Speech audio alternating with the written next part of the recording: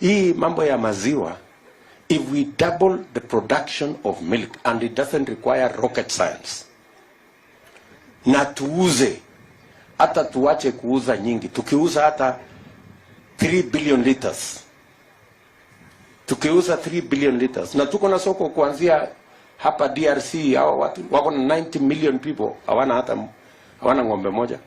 Hii DRC watu ya kuimba hii, kina hii watu ya sijana kwanda bongoma nani hawa wa kuimba, na wanafunga suruali wanafungia hapa, hiyo watu twende tuwauzie maziwa, si ndio?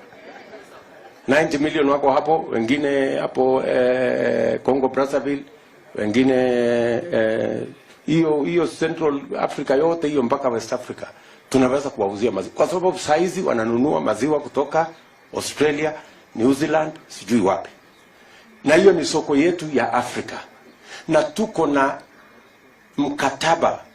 mkataba ya yenye inatupatia ruhusa ya kuuzia hawa, inaitwa Africa Continental Free Trade Area, ambayo Kenya ilikuwa number 1 kusign. So we have the mechanism to be able to sell. Hata tukiuza lita bilioni 3 peke yake kwa hii soko yetu ya Afrika, we will be collecting approximately between 2 and 300 billion shillings every year. In fact, milk will overtake all the exports we have in horticulture, in tea, and in coffee, if we just do it right.